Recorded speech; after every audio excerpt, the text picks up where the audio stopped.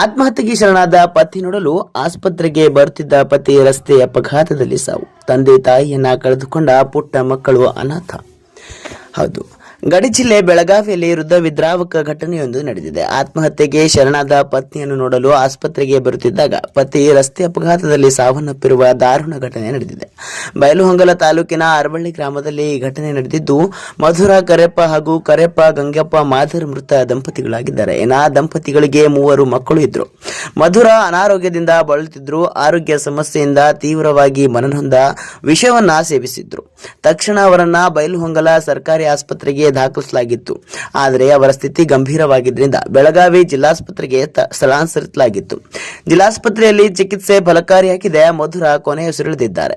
ಪತ್ನಿ ಆಸ್ಪತ್ರೆಗೆ ದಾಖಲಾದ ವಿಷಯ ಕೇಳಿ ಪತಿ ಕರೆಪ್ಪ ಗಡಿಬಿಡಿಯಲ್ಲಿ ಬೈಕ್ನಲ್ಲಿ ಆಸ್ಪತ್ರೆಗೆ ಬರುತ್ತಿದ್ರು.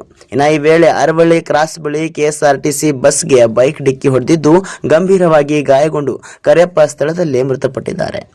ಘಟನಾ ಸ್ಥಳಕ್ಕೆ ಬೈಲಹೊಂಗಲ ಠಾಣಾ ಪೊಲೀಸರು ಭೇಟಿ ನೀಡಿ ಪರಿಶೀಲನೆಯನ್ನ ನಡೆಸಿದ್ದಾರೆ. ಅತ್ತ ತಾಯಿ ಆತ್ಮಹತ್ಯೆ, ಇತ್ತ ಅಪಘಾತದಲ್ಲಿ ತಂದೆಯ ಸಾವು. ಪೋಷಕರನ್ನು ಕಳೆದುಕೊಂಡ 3 ಮಕ್ಕಳು ಅನಾಥರಾಗಿದ್ದಾರೆ.